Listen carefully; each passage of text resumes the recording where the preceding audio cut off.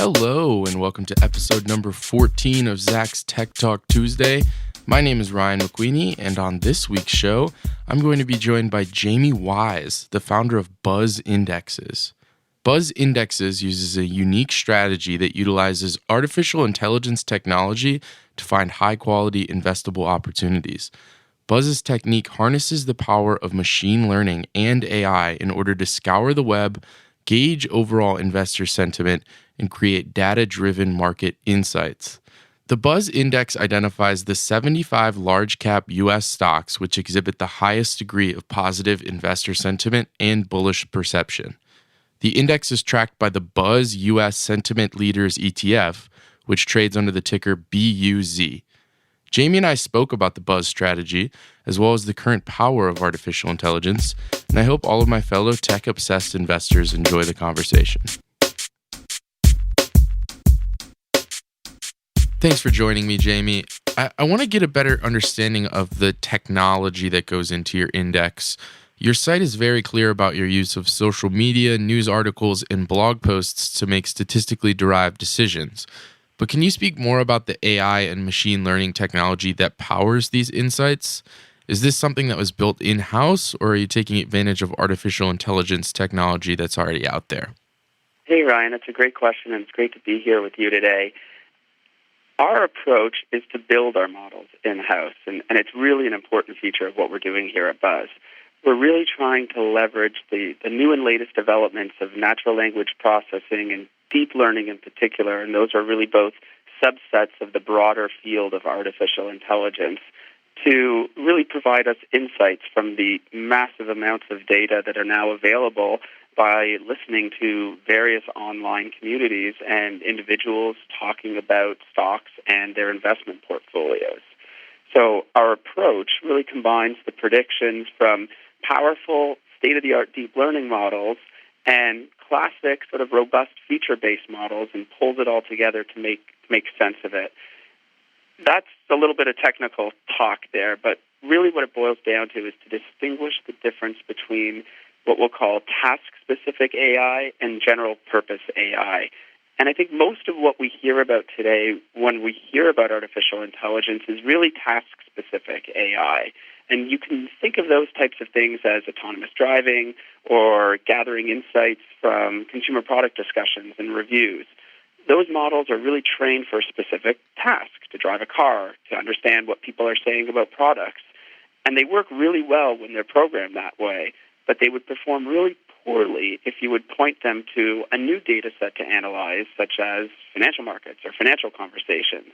General purpose AI is really the holy grail, I think, that everyone is trying to think of and maybe worried about, will we ever get there? And that's sort of the way humans behave, right? We're generalists, and we all learn from general experiences and can do multiple tasks. Where AI is today is really able to perform well at the task-specific level. And that's why it was so important for us to develop our own models, because there really isn't a lot of publicly available AI models that have been trained on and geared toward financial conversations and financial analysis. Awesome. Thank you for a kind of a closer look into what goes into the process. Kind of along these same lines, as I mentioned before, your strategy involves the collection of social media, news articles, blog posts, and it kind of seems like the overall goal there is to get a complete understanding of the sentiment surrounding certain stocks and companies. Can you explain why sentiment is so important for investors to understand? And are we able to see consistent success come from stocks with strong positive sentiment? Sure. Sentiment is really an important factor for people to try and identify and analyze. And of course, it's talked about broadly all the time and has been for decades. We hear about it all the time, whether it's in the financial press or a report where people are mentioning sentiment in sort of this inferred way, or they get a gut sense of what the sentiment might be. As investors, we've historically been trained to think of sentiment as some type of contrarian indicator. When the crowd is all bullish, it must be the top and vice versa. But I think intuitively and even academically, we know that sentiment has an important impact on stock valuations. In the short term or medium term, however you want to think about that, measured probably in weeks or months, I think we all know that sentiment is really a key factor in determining whether a stock is going to trade at, say, a 15 times earnings multiple or a 20 times multiple. The problem historically was that there was no real way to measure sentiment, and that's especially true at the individual stock level. We relied on intuition or the opinions of experts or even polling results to give us a window into what sentiment may be, and generally that was at the market level and certainly not at the stock level. And with regards to polling, just in the past year or two, we've all found out all the flaws of polling. You just have to look at U.S. presidential elections or Brexit.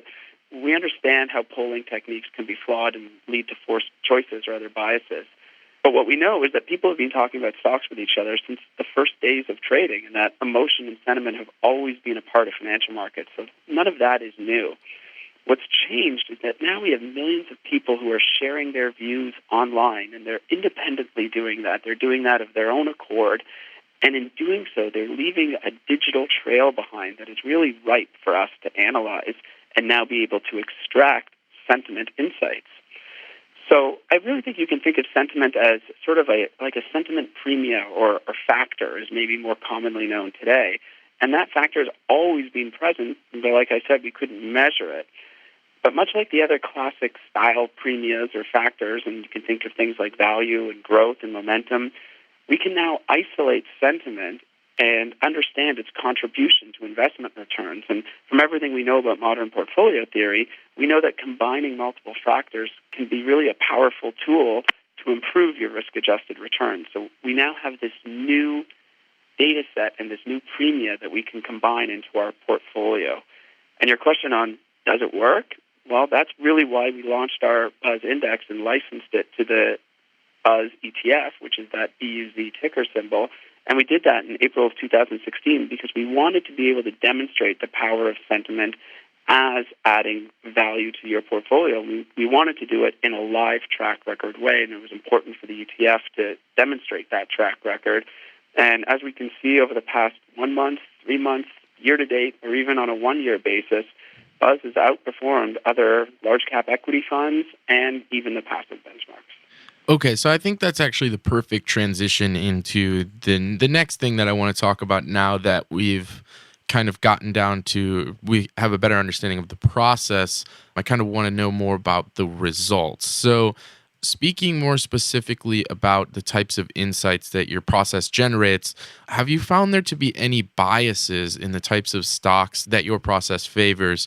In other words, do you notice that stocks with the strongest sentiment tend to have a noticeable market cap or sector commonalities? We've certainly found some consistent themes over the last year and a half that the BUZZ ETF has been out, and even longer in our backtest scenarios, but I'm not sure that they're biases just yet, and let me explain why.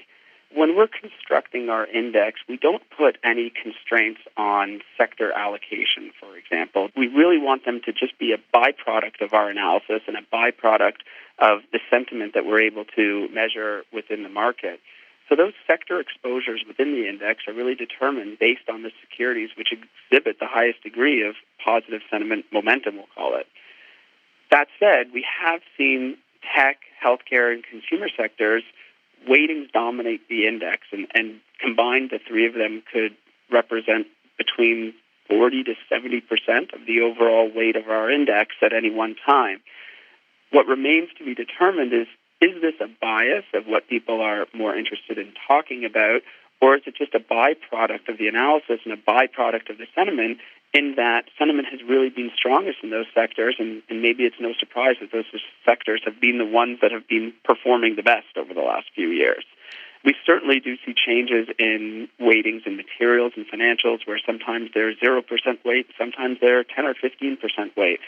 So I think our model does a pretty good job of catching on to themes. With respect to market cap biases, we actually start off by imposing a market cap bias within the strategy. So it's very important for us that the strategy is investable and scalable. We want to avoid all of the noise and conversation that exists in, we'll call it the penny stock universe, right, or really the micro cap space. Those types of conversations are far more likely to be promotional and maybe even infiltrated by people with ill intent, or we'll call them bad actors.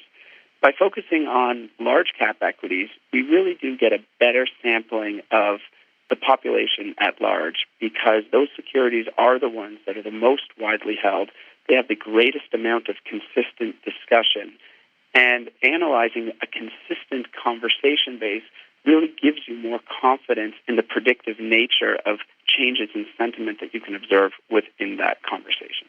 That makes sense. I definitely appreciate the kind of tiptoeing around the word bias. I think that I was the one who used it, but I do feel like it has a negative connotation. I guess who cares about a bias if you're consistently right?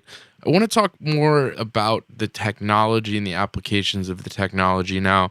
Outside of the current Buzz Index, which we now know has certain types of results and certain sectors that come up more so than others, outside of that index, do you think that your technology can be translated to create a different strategy? For example, could it have a reverse application, a flipped index that highlights the stocks with the weakest sentiment? Absolutely. There's tons of applications, and there's different ways of measuring sentiment, right? We can think of sentiment over very short time periods, or we can think of longer-term trends of sentiment, which is the approach that we take right now in our Buzz Index and the Buzz ETF. But we have been doing a lot of work on the short side, recognizing that for our thesis to hold, the short side of sentiment also must deliver excess returns. And we see that in our analysis. We've been really busy at work over the last several months preparing to bring a institutional long-short version of the ETF to market, and we would expect to launch a short-only version of the Buzz ETF. We'll call it Short Sentiment Buzz, or Negative Sentiment Buzz, somewhere down the road. We can also train our models to really think about sector-specific exposures. So if you're interested in consumer stocks, sentiment really drives consumer behavior naturally, and combining behavioral trends and brand trend analysis with investor perceptions and investor sentiment could be a powerful consumer-only story to tell. So there's lots of work to be done in the space. It's very early days still, even with all the advances that we've seen over the last few years. And the bottom line is there's just so much data in our universe to be able to analyze now. It's just about finding time and resources to really find the best combinations and use cases for all that data and deliver it to investors in something that's accessible and makes sense for their investment portfolios. Well said. I think this is yet another example of, in the modern world happening right now, a strategic or a practical application of existing and developed AI technology to create a real result that people can benefit from, and one that outside of what it's doing now has potential to be doing even more. And in this particular case, an application that our readers and listeners can definitely relate to as far as buying stocks. And so thank you again for joining me. It was just incredibly interesting to hear more about the process and the results. And again, thank you. It was nice to chat with you, and hope to speak to you again in the future. All right. Likewise, Ryan. Very much enjoyed the conversation and looking forward to speaking again soon. I want to thank Jamie again for coming on. As we've mentioned all the time on the show, artificial intelligence is really an exciting emerging trend, and to see a real-world application of it, one that our listeners are familiar with, is really exciting. As a reminder, guys, if you feel that we missed anything, or if you want us to cover a different story, shoot me an email at podcast@zacks.com. Make sure to check out all of our other audio content at zacks.com/podcast. And remember to subscribe and leave us a rating on iTunes. As always, thanks for listening to the Zacks Tech Talk Tuesday podcast. We will see you next time.